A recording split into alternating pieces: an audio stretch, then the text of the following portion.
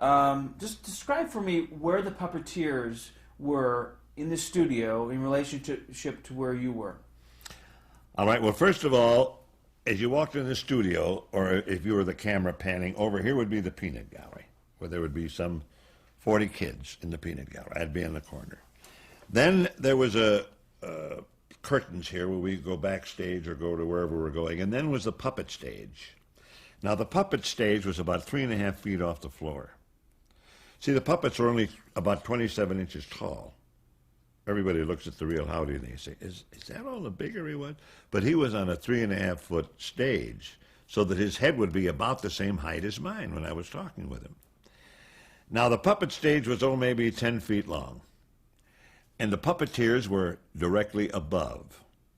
And I would say that the length of the strings from the top of the puppet's head up to the control bar, which was operated by the puppeteers, I'd say the length of the strings was about 12 feet.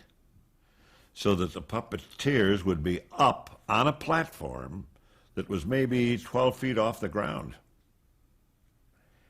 And they had to be up so that people couldn't see them, you see. They had to be out of the shot. And they would operate the puppets, and they were all experts. They were just marvelous. When you said you would rehearse for 4 hours, is a lot of it just the logistics of putting on the show and coordinating the puppets with what was going on? Or was it kind of rewriting, working out the... It was what they call blocking it out. In other words, blocking out where this camera's supposed to be. The first thing we did, as soon as we started rehearsal at 12, well, I told you the first thing we did was record the puppets' voices. But then, as soon as we got on camera, the first thing we did was rehearse the commercials, believe it or not. See, we had 2 clients every day. And each client had 2 commercials, so we had 4 commercials. And this was, this had to be right because these people were spending money. So the first thing we did was rehearse the commercials. Then after we rehearsed the commercials, we would block out from page 1 right straight through the show. The camera 1 to here. Now the camera 3 to over there on the thing, and that was all written down in the left-hand column of the scripts, blocking it out. And we, of course, used our cue cards. We didn't have teleprompters back then. Today you can look right into the lens and you're looking at the lines right through it. But we didn't have that. We had great big cue cards. And rather than to write down the person's name, Bob, and in the speech, and Howdy in the speech, everybody had a different color. The letters were about this big, maybe an inch high, so that we could read them without glasses. And my lines, they didn't put a crayon through it, just the black ink line. Howdy's were in red. They'd run a red line through it. Mr. Bluster's were in green. They'd run a green line through the letters. Clarabelle's actions were boxed in blue. Clarabelle to Peanut Gallery, whatever, boxed in blue. It looked like a painter's delight, our cue cards. They were in various colors. But it was easier than putting who says what. Just if you saw the red, boom, that's Howdy, and then so forth. So the puppeteers were up, as I said, 12 feet. Their feet were 12 feet up, so they were high up in the air. Then beyond that was what we called a limbo set. Now that could have been, Mr. Cobb's store. If we were going to do a Wonder Bread commercial, we had a display up there. It could have been Welch's grape juice. All the little, Welch's grape juice had the thing where they had, you talk about a 6-pack of beer a day. Well, this is a 4-pack of straw bottles. These were little straw bottles of Welch's grape juice. And each one of these straw bottles, after the bottles were taken out, was converted into a home. One was my home, Howdy's home, Mr. Bluster's home, Dilly Dally's home. And then you saved the set. And then you went to the store and you got the great big layout of Doodyville. And this house would go there, and this house would go there, and so forth. It was a commercial thing. But anyway, that was what we called our limbo set, in limbo. Camera 3 to limbo, pick up the da-da-da-da-da, and then that would all happen. So that was the physical layout of, as we called it, Doodyville. Now you said you have the commercials and the Wonder Bread and all that, Did you have critics that were saying, selling, how could you sell products to children and all that? No, you see, basically, we never took a product, never took a sponsor that would advertise a product that a parent would mind buying for their children. Colgate toothpaste. Basically, we taught the kids to brush their teeth. While you're brushing, use Colgate dental cream. It contains Gardol, which fights Mr. Tooth Decay. Then would have a Gardol always knocking out Mr. Tooth Decay. It was sort of cute. Basically, we said brush your teeth after every meal. Kellogg's Rice Krispies. Have a good breakfast before you go to school. Some kids don't like to eat breakfast or run off in a good. So it was not we didn't have $100 guns or toys or lock yourself up in the bathroom, kids, till your mom buys you this. No, we had parental approval all the way through our shows. Never had guns on the show. Wouldn't license a gun. When we licensed our products, they were good quality merchandise. You wouldn't have to pay an exorbitant fee to have Howdy's and Buffalo Bob's picture on it. We would sell the products. If a T-shirt was supposed to sell for $3.98 back then, we still sell it for $3.98, but with Howdy and Buffalo Bob on it, and you'll sell 5 times as many. Don't mark it up to $10 because our picture's on it, or you won't sell any. And we all had quality products until Davy Crockett came along. Now, Davy Crockett was in the public domain, and anybody could make a Davy Crockett anything. And they really had very much inferior merchandise because there was no control of it. Anything you buy that has Disney on it is quality. You know that. All Disney products are quality. Or they wouldn't be doing the multiple $1 million worth of business they do every year. Same with Sesame Street products. And the same with anything you bought Howdy Doody. It was quality because it was controlled. But then when it became public domain as Davy Crockett, that hurt the licensing industry for quite a few years. People would buy a T-shirt and wash it twice and then they'd have to use it for a scrub rag. The end of 1948, Puppet Playhouse received the George Foster Peabody Award for Children's Broadcasting. That was a big thrill. Tell me about that. Well, the Peabody Award, that was the ultimate. That's like getting the Oscar or the Emmy or the big award today. If you got the Peabody Award, you had arrived. And that was a big thrill the day that I was invited to this big luncheon and was presented with the Peabody Award. It was a big thrill. And then shortly thereafter, Puppet Playhouse changed its name. To the Howdy Doody Show. 1949. Mm-hmm. Why did it change? Well, Puppet Playhouse doesn't mean very much, but Howdy was the main character. And if you ask people what the Puppet Playhouse was today, no one would have any idea what in the world you were talking about. But it was the Howdy Doody. It's a cuter name. It was what we were. It was the Howdy Doody Show. What did it have anything to do with the fact that children really believed Howdy Doody was alive, and wasn't necessarily you wanted to kind of shy away from that, or was it just? Well, it was. It's something better to latch onto than the Puppet Playhouse. It doesn't mean anything. You know what I mean? Puppet Playhouse is nothing but the Howdy Doody Show. That's our boy. In 1951, you sold all the rights to the Doodyville characters. Why did you sell them? Well, I was in a 92% tax bracket in 1950. 92% tax bracket. After about $50,000, you kept 8 cents on a dollar.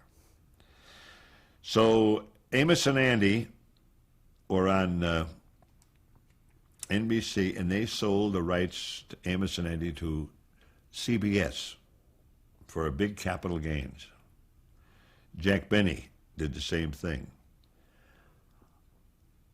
I thought a capital gains tax is only 25%.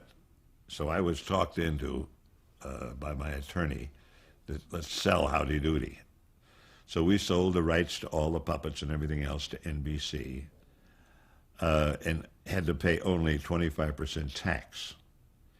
And we sold a legitimate property, all the puppets, all the names, all the characters, which I owned. I owned every single puppet. I paid for all the puppets to be made after I paid for the new Howdy.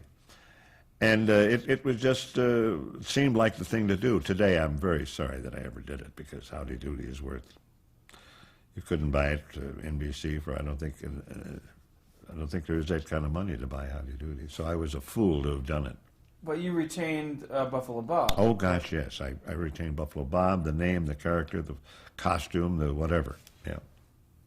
1952, the Howdy Doody Show celebrated its 1,000th episode. Mm-hmm. Tell me about that 1 hour show. Well, that was a big thrill, of course, to go, 1,000 shows. I mean, no one ever believed that. And then also we were the first show to go 2,000 shows. So these were milestones that we hit. Can't tell you much about it other than it was a big thrill. We had Ed Wynn, I'll never forget, on the 1,000 show. We had Ed Wynn from Hollywood and all the top NBC people there to wish us all well. It was a big, big thrill. Milton Berle was on that show? Milton Berle, Uncle Milty, one of our very, very dear friends. Jack Carter, Dave Garroway? Oh, gosh, yes. I forgot all that. That's right. Jack Carter was on. Garroway, Dave, yeah. So did you have a sense now of the popularity of this show?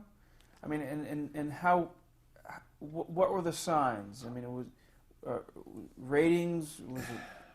The ratings were always right up on top. At one time, in I'd say the early 50s, Variety would always publish the top 10 record albums, and there was one time where we had 3 of our albums among the top 10. This was against Dinah Shore and Bing Crosby and Perry Como and whatever. We had Howdy Doody's Laughing Circus and Howdy Doody's Aerodoodle and Howdy Doody's Christmas Party. We had at least 10 Howdy Doody albums. These were just a big thrill. People say to me, well, what's the biggest thrill you ever got with your life with Howdy Doody?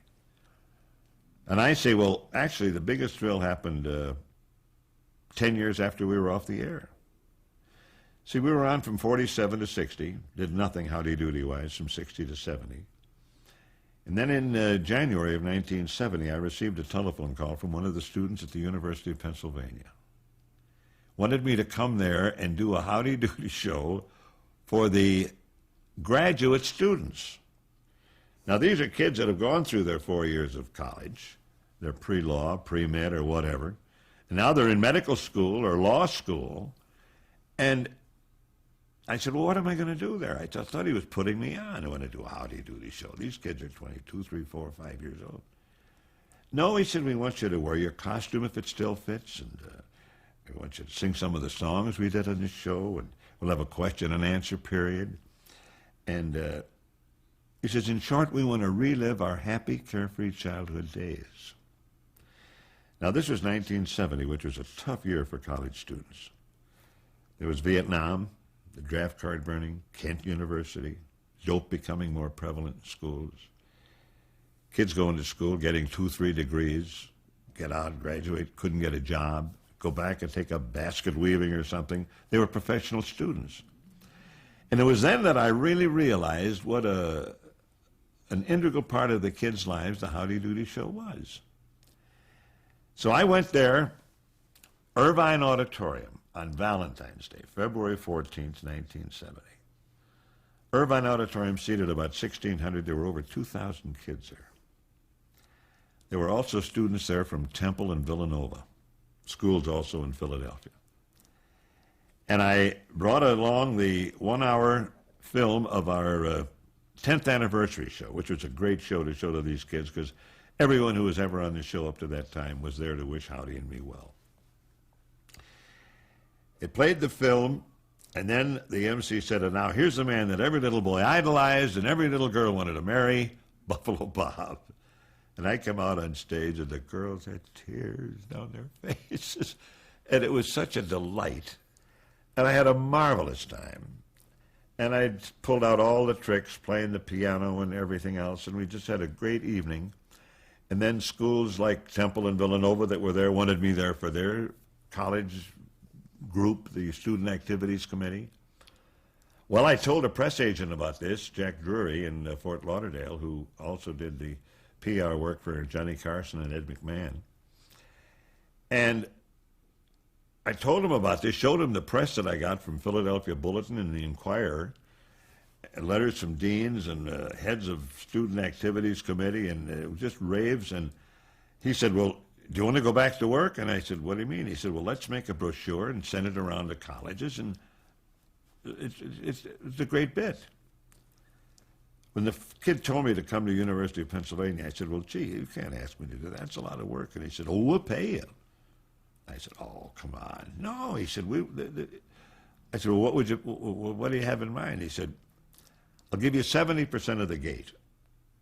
Well, I think they had over 2,000 kids there, and they charged them $3 a piece. So I walked home with over $4,000, money that I never thought existed.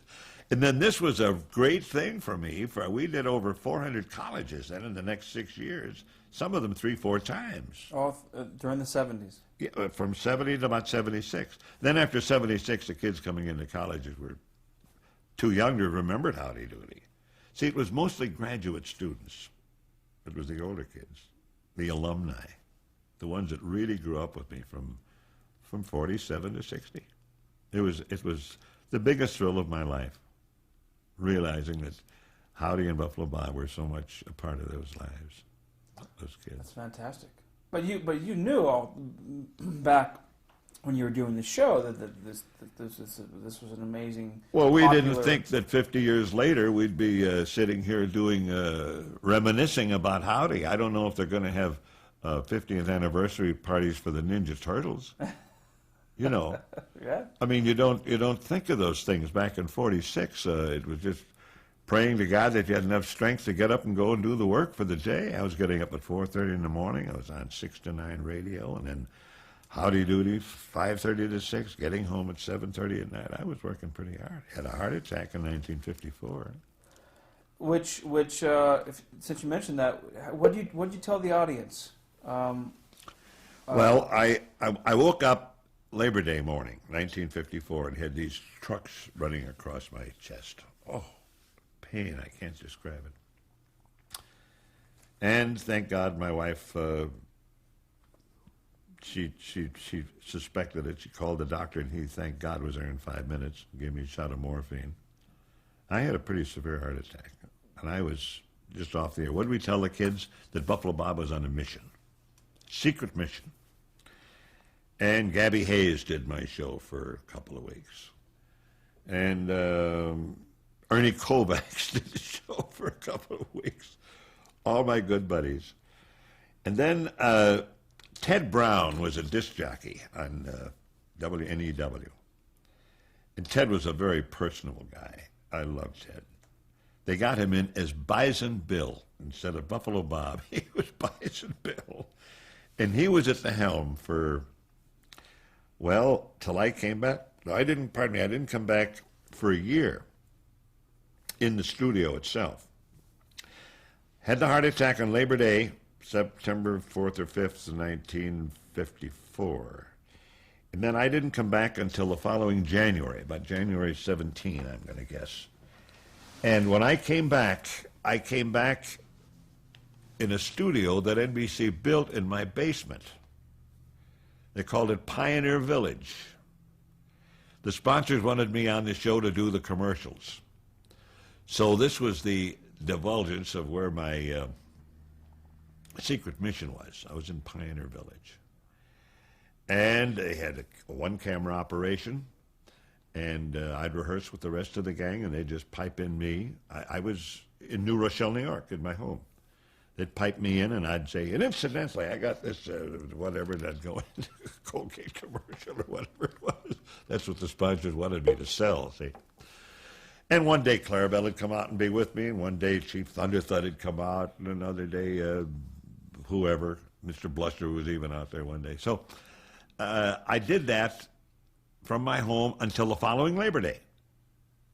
And then that following Labor Day, which was Labor Day 1955, I went back into New York and did the show from there every day, and that's the first day that we were on in color.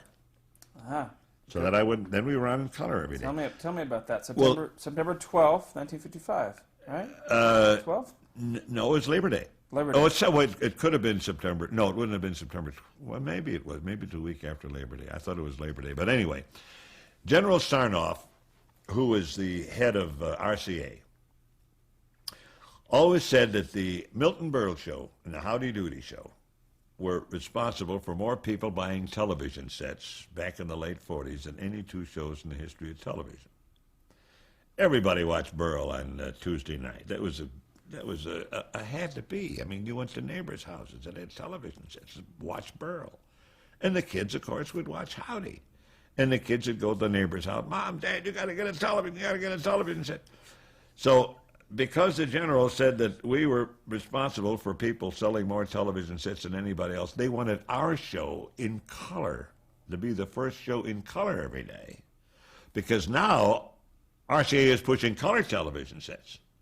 And they thought that when kids go to the neighbor's house, and some neighbor, lucky neighbor, has a color television set, and they come home and rave about how great color is. Well, you know the difference between color and black and white today. Well, it was just the same back then. Only women no longer look like women. They look like goddesses, like Venuses in color, you know. So the kids would rave so until the parents would buy a color television set. So that's how much the general thought of the Howdy Doody Show. We were his first shows. What changes did you make as far as costumes or set for color? That's very interesting. I had, well, when we first started the show, I had a pith helmet and a cowboy shirt and riding pants. And then they had a blue costume, a real nice Howdy Doody blue uniform. It was a beautiful blue and a brown buffalo and it trimmed in gray suede fringe. Lovely. But then when we went into color, we had chroma key. Now, for those of you that don't know what chroma key is, every time you see the weather on television, the weatherman is working on a blue screen, just solid blue. He's standing in front of a solid blue, over which they superimpose a map. The weatherman is looking at what the people are seeing on television down here, a monitor. And he is looking so that he knows where to put his hand on this solid blue background and say that here in Buffalo, the temperature is bad. It's raining here in Buffalo. And he's looking over, and over here in Rochester, it's not, over in Albany. So that's superimposition. Now, with the superimposition, I could have been standing on this blue background, and they could superimpose the Taj Mahal or the Leaning Tower of Pisa or the Yankee Stadium, and it looked like I'm at Yankee Stadium. Well, my uniform was blue. My costume was blue. So I'd wash out on the screen. If I were wearing blue and I had a blue background, all you'd see would be my hands and my face. So I had to get off of the blue costume. So they went to a color just as far away from blue as possible. I had an orange, yellowish orange costume trimmed in red, which was beautiful. Then I could be on these superimposition shots. And they could have me flying on a magic carpet or doing anything in the world with the chroma key. That's the word for it. We know it, but the people, some of them don't know. And then June of 1956, the show moved to Saturday mornings. That's right. 5:30 to 6 was becoming prime time in television. And you couldn't afford to have a show like Howdy Doody that appealed to kids from, say, 2 to 11. The numbers aren't there. I mean, you have to spend that kind of money and get audiences like Happy Days that appeals to kids from 2 to 102. So all the kids were knocked off of late afternoon, and shows where we were replaced by, well, don't laugh, we were replaced by I Married Joan reruns. But they were more replaced then later by Mike Douglas and Merv Griffin that did talk shows. So they farmed out the kids' shows to Saturday morning, but we had the prime spot. We were on 10 to 10:30, which was wonderful. It was very easy for us. We got the same money because we had pay-or-play contracts. But what we would do then when we were on just once a week, tape had been in then. Tape was in then in 1956. So what we would do is tape 5 shows Monday through Friday, 5 shows a week, and take off for 4 weeks. See, they'd put the set in the studio, the Howdy Doody set, the Doodyville, whatever, And then for a week we did those shows, and they'd tear down the set and put something else in the studio. So we'd work 5 days a month. That's a nice situation. It was a lot better than it was every day for a week, but then you were off for 4 weeks. Right. And so it was on Saturday mornings until the end of its run in 1960. September 24th, was it, or 23rd? 1960, yeah, 24th. Okay, 1960, yeah. Tell me about the last episode. It's a 1 hour special, right? Well, that was the 1 hour special where Clarabelle said his first words when he looked into the camera and said, "Goodbye, kids." Delightful. Very sad. Well, we didn't think anything of it at the time because we pre-recorded that show, maybe 2 or 3 weeks in advance. But then when that show was aired on September 24, I was watching the show at home with my wife and our 6-year-old son, Chris. And I saw the tears going down Chris's eyes. I looked at my wife, Mill, tears. Saturday morning, 10:30, I ran out of the house and played the worst round of golf I ever played in my life that day. But really, how do you feel about, you had this terrific run on this show, and after all that... Well, all things come to an end. The Burl Show, Dragnet, I Love Lucy, my gosh, Ed Sullivan. Everything ends, doesn't go on forever. Was it voluntary, or did you? Why did the show end? Because sponsors couldn't afford a show as expensive as Howdy Doody was, that appealed to such a limited audience. Well, we didn't appeal to college professors or grown-ups. We appealed to kids. That was the success of the show. And none of the shows lasted. There are no kid shows on network. Sesame Street, these are PBS, these are public television. CBS tried to have Captain Kangaroo on at 8 o'clock in the morning, and they lost their shirt. Having Keishan on there from 8 to 9 against Good Morning America, against the Today Show, what do you think their ratings were? CBS they lost money. I mean, they lost a barrel of money, and they had to quit the show. It's just a question of numbers. When you buy advertising, you're buying, readers if it's newspapers, and it's listeners if it's radio or television. And if the listeners aren't there, you can't sell it. Sad. Last year, you had the 50th anniversary. Tell me about that. Well, there's not very much to tell. We thought NBC was going to do a special, but they didn't for some reason. I don't know You did why. the 40th anniversary, right? Well, the 40th was... in 87. Yeah, that was syndicated. Syndicated. Yeah, that was syndicated. 2 hour special. Yeah, that was good. And did Burl appear there again? Burl, Johnny Carson, John Ritter. Oh, it's had so many wonderful people. Dick Clark, yeah. Everybody was on that show. All our old buddies. See, we all grew up together, really, in television. And that was a lot of fun? Great fun. I mean, just wonderful to see all our buddies. Hugh Downs was another great buddy of mine. Every time I see him on television, I just think of his coming in the office and Rob, he called me Rob. Rob, what are we going to talk about today? Great life we had. Fantastic. We're going to switch tapes, and then we have a couple summing up questions.